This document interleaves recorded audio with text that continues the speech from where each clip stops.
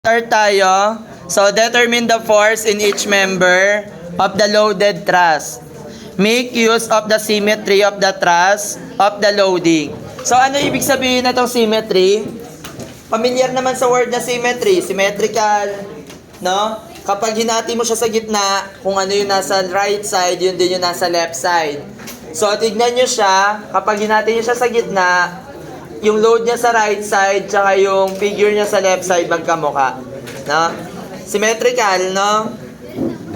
Kapag ito ba engineering judgment, kapag symmetrical yung loadings tsaka yung figure, yung loads na to kahit hindi ka na mag-moment, mahahati lang siya. So itotal lang natin yung loads, that's 10 plus 10 plus 20, that's 40. Yung reaction natin ay divided by 2. 40 divided by 2. This is 20.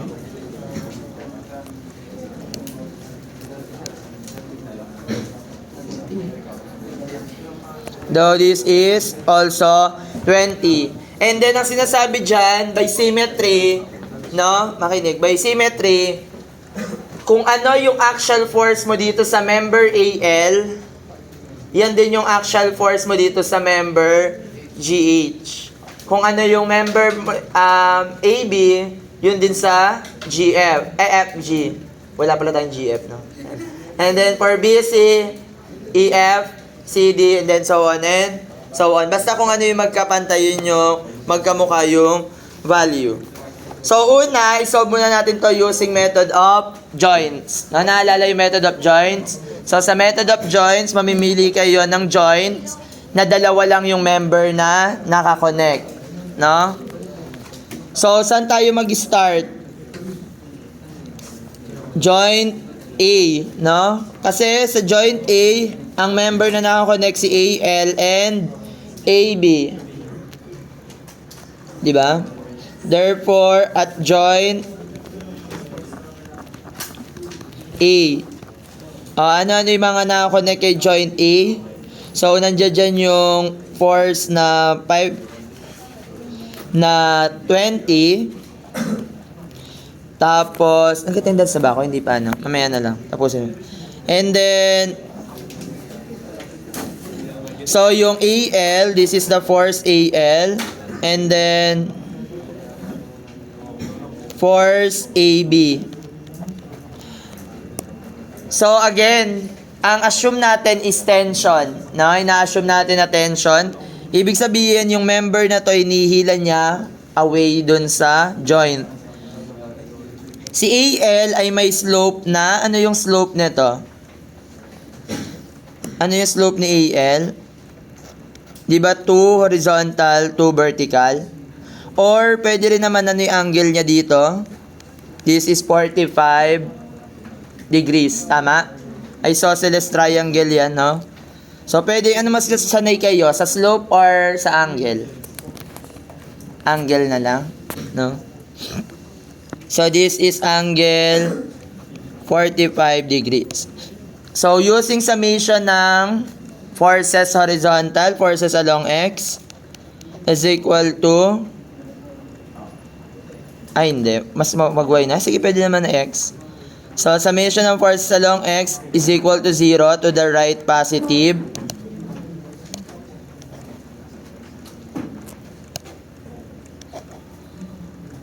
Hello? Ayan, to the right positive. Ano yung mga forces to the right? Nandiyan dyan si AB plus AL cosine of 45 equals to 0. Meron na ba tayong value ng AL? Wala pa. So, using summation ng forces along Y is equal to 0, assuming upward positive. So, ano yung mga forces upward? Nandyan si 20 plus AL sin 45 is equal to 0. So, magkano yung AL?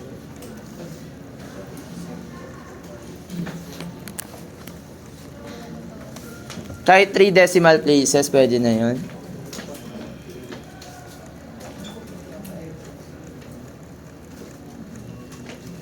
Wala, hindi nag-take si Riley.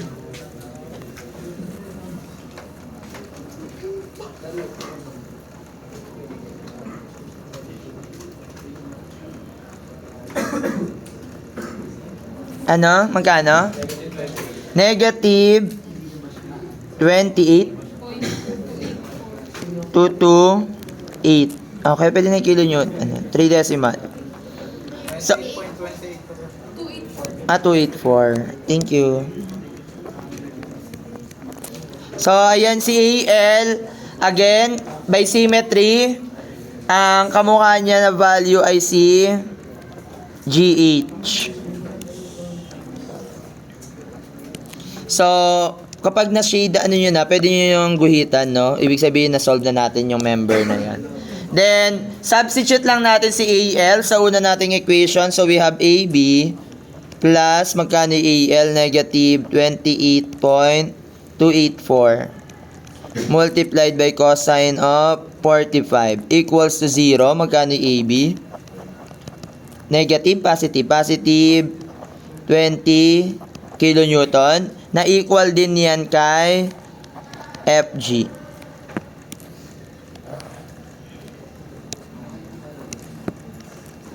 Ayan, meron ka ng value niyan. Okay? Next. Saan ka naman magjo-join? Sa B, no?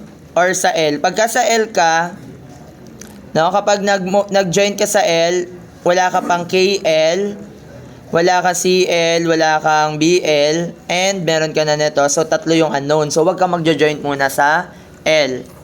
So, piliin natin yung konti lang yung member. Ito, sa joint B. Sa joint B at joint B.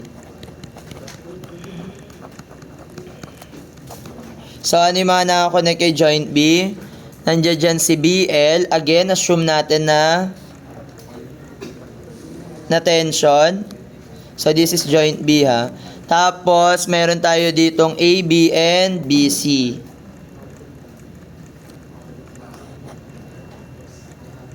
Okay? So, this is member BC and member AB. Tapos, ito, BL. Okay, wala namang concentrated load sa joint B, no? So, using summation ng forces along Y is equal to 0, assuming upward, positive. So, we have BL, may forces pa ba? Wala, no? Equal to 0. Na-equal din siya sa, anong member siya equal? HF. Again, ay, FH pala.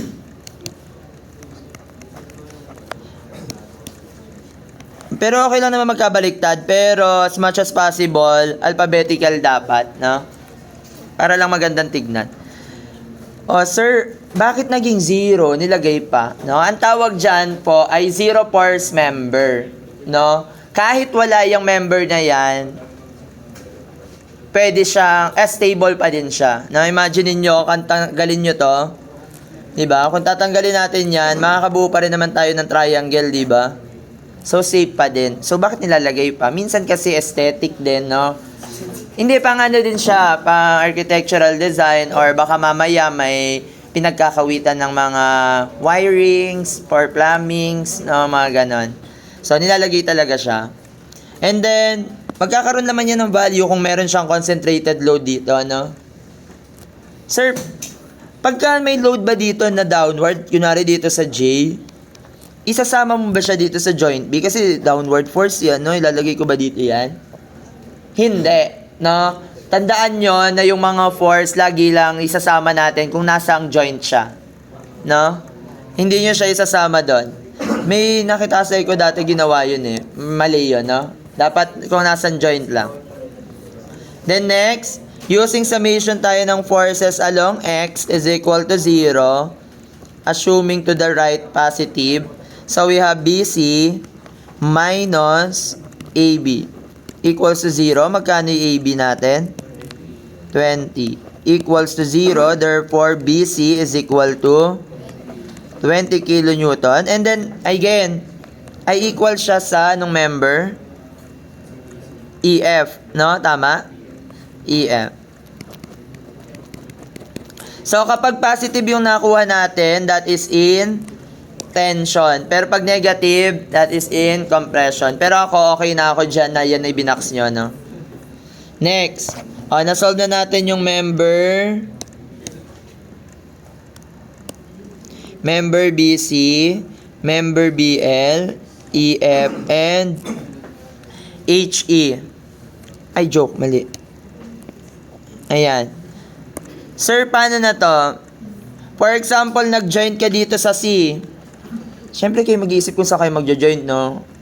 Hindi ko naman tuturo yan, no? Habang nag-iisip. Mag-join ka dyan. Hindi. No, kayo mag-iisip yan. Kapag nag-join ako dito, sir, pag nag-join ako dito sa C, isa, nawawala. Si CK. Si CL. Si CD. Tatlo. O, di ba sabi nga na, dalawa lang. Yun nawawala. So, saan na, sir? Saan? Ito, L. Tama?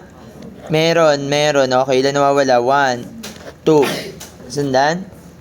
So, sa joint L tayo. At joint L.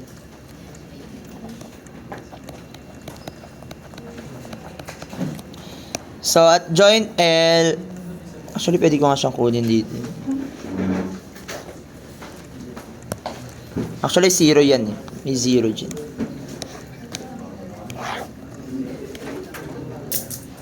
At joint L, so assume natin na ito yung force. And then,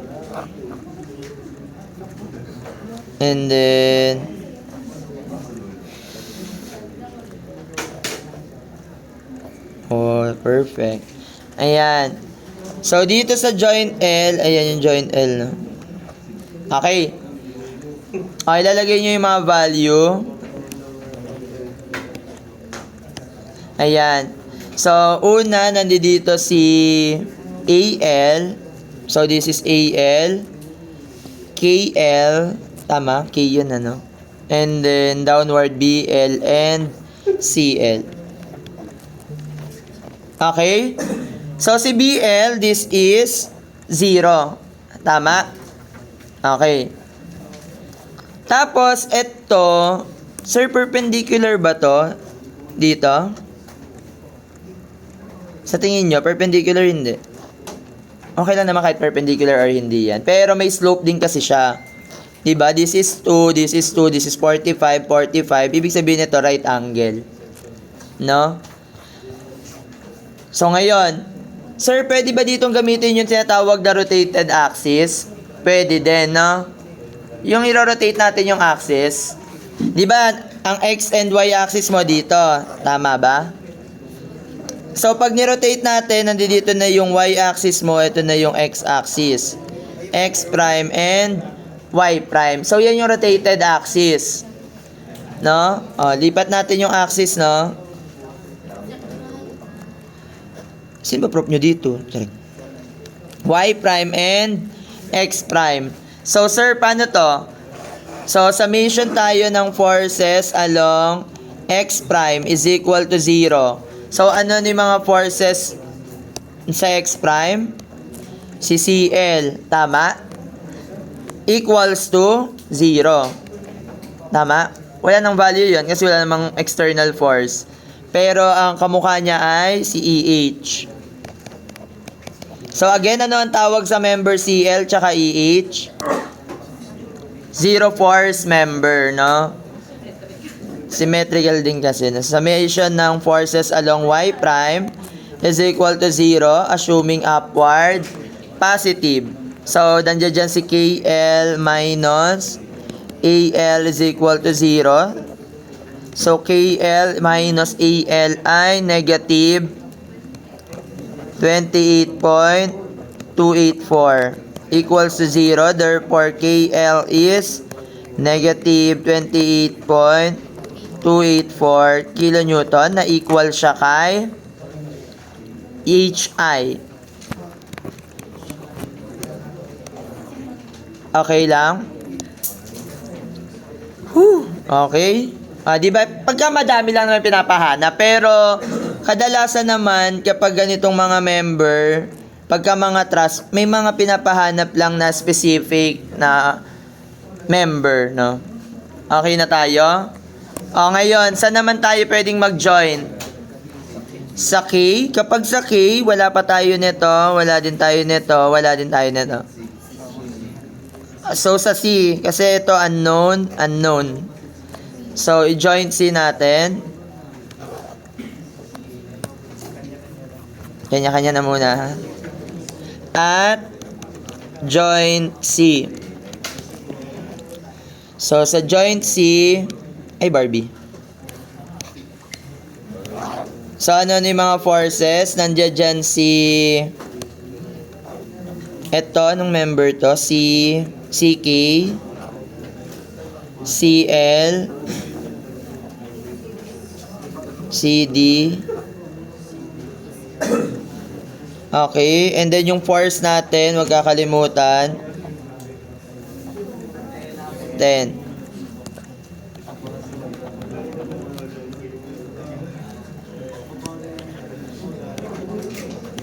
Okay, so ano yung mga member na to?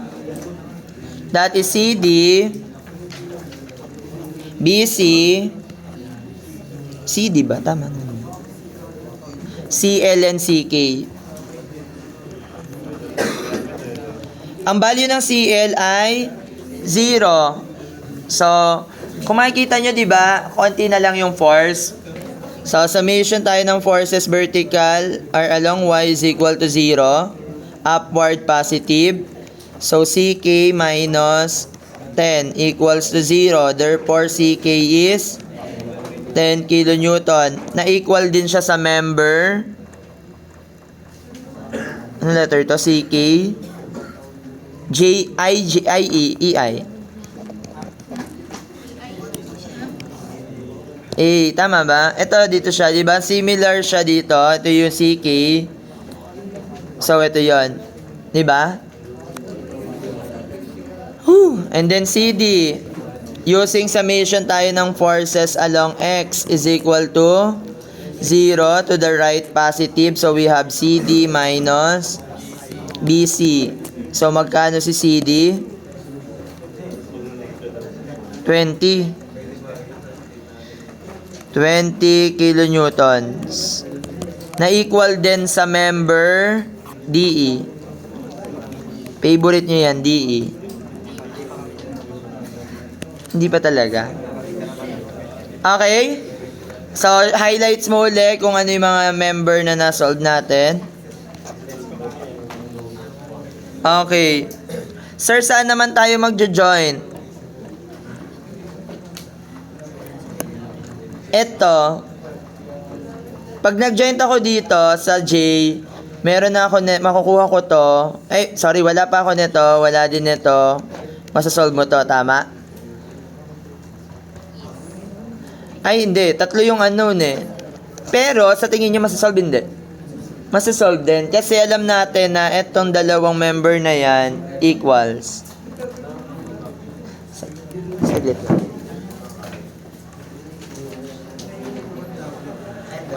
Sa first year pala yun. Sa second year ko sinin. Sayang ginagamit ko na eh. Wala naman. Yun nga, pandidiscuss ko sana eh.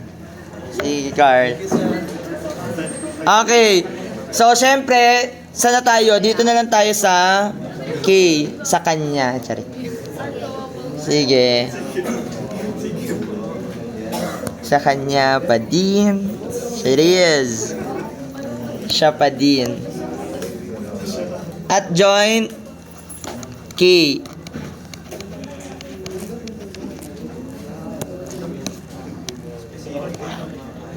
Okay, so lagay lang natin again yung mga force.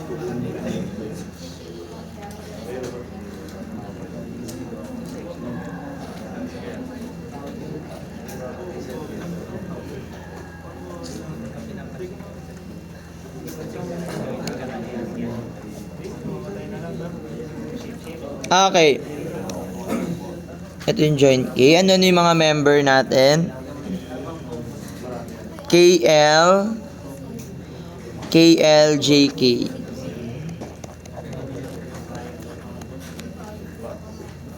CK and DK.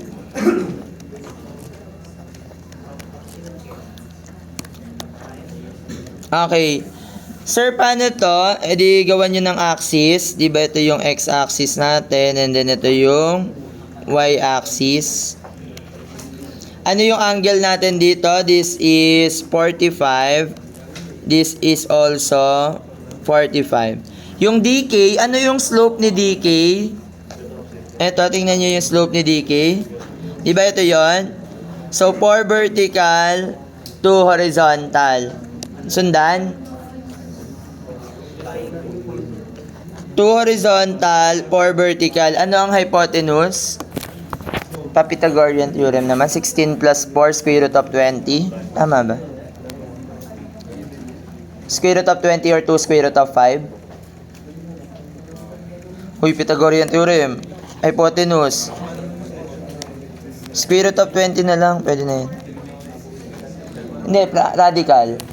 4, 2 square root of 5. Oh, yun, square root of 20 din yan, di ba? Bakit? Bakit naging square root of 20? Di ba ganito yan? Magiging 4 squared plus 2 squared. O, the square root of 16 plus 4. Square root of 20.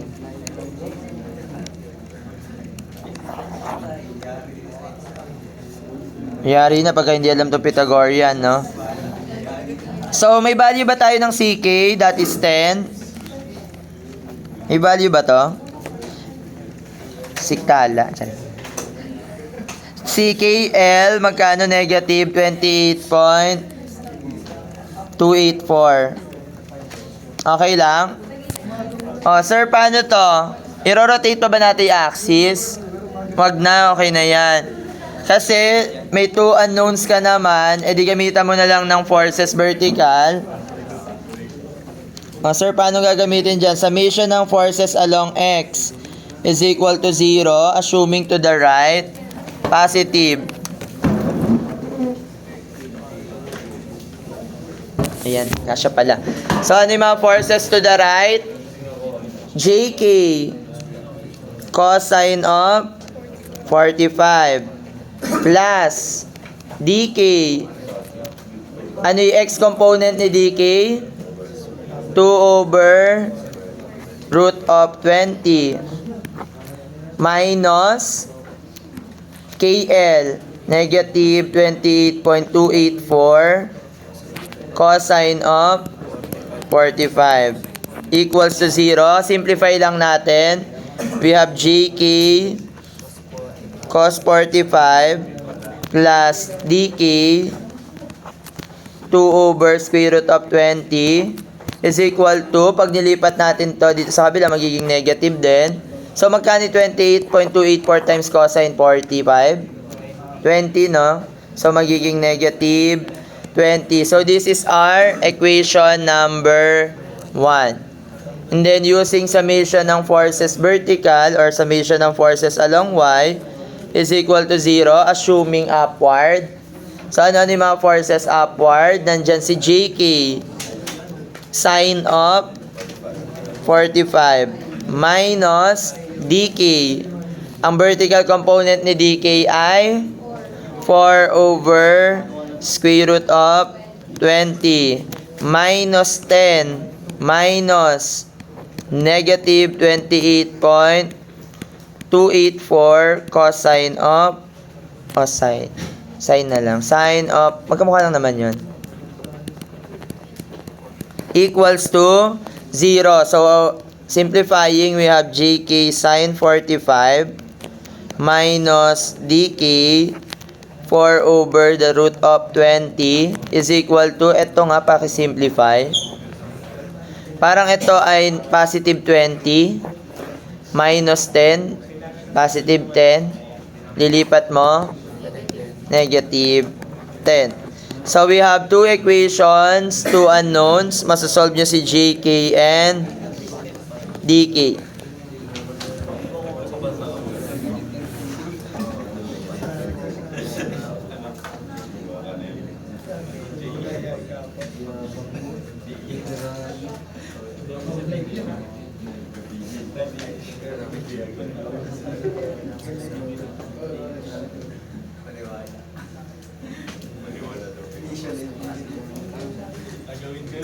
Magkano? 2 equations, 2 unknowns. So, una, cosine 45, 2 divided by square root of 20, negative 20. Sine 45, negative 4 over root of 20, and negative 10.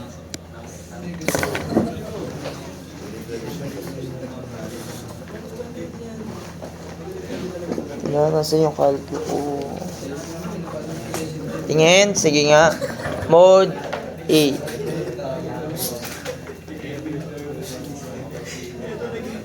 So, cosine of 45, 2 divided by the root of 20, negative 20. Sine 45, negative 4 over the root of 20. Negative? Ha? Negative 23. Wala, mali ako.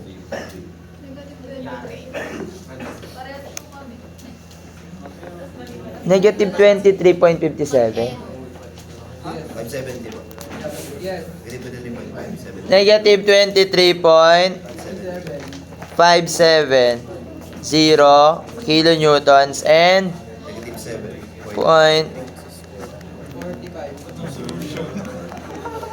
Uy, class, baka mali kayo ng type na walang negative. Tama lang. So, ano yung kamukha ni JK? Similar sa JK. IJ. And, ano yung symmetrical ni DK? DI. Dancing string. Baka hindi nyo naisama yung negative value, ano? Pa-check. Oh, ibig sabihin, nasolve na natin tong 4. 1, 2, 3, 4. Oh, yung nasa gitna na lang. Sir, saan yung gagamitin natin para masolve yung nasa gitna? Yung nasa taas or nasa baba? D or J? Siyempre, mag-J tayo kasi tatlo na lang yung member doon, ano? Pero pwede rin naman dito. Doon tayo pahirapan natin sarili natin. Sino ba naman tayo para hindi pahirapan yung sarili natin? Doon sa joint D.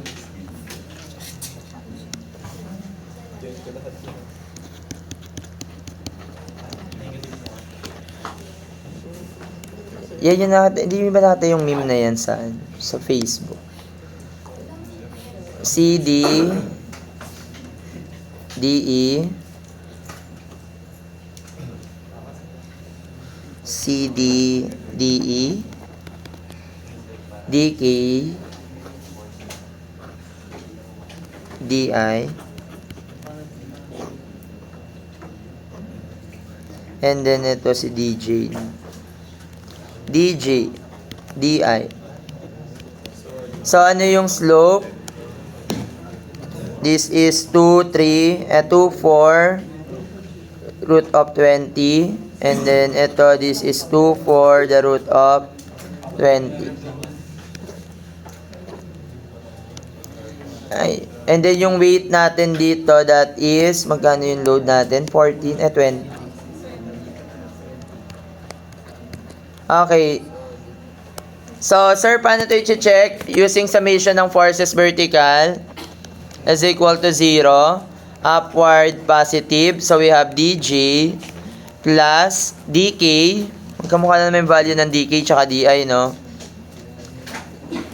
Sulat na nga natin. dk, ano yung vertical component niya? That is 4 over the root of 20 plus di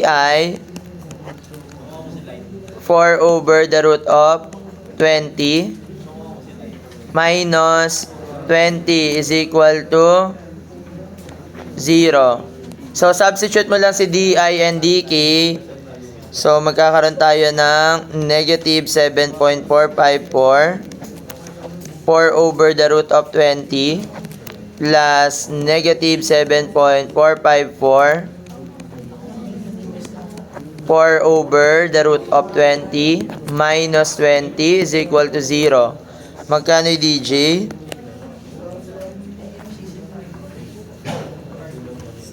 Last 12 na. Bilis.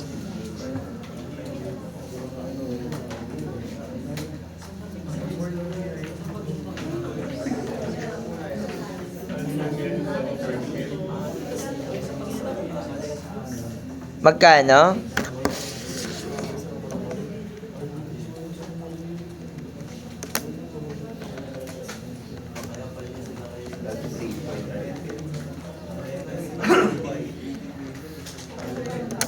$33 point positive, no?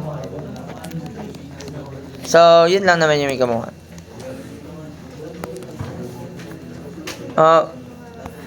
Actually, mukha lang siya mahaba, pero mahaba talaga. Hindi. Hindi. Kumpara naman yan dun sa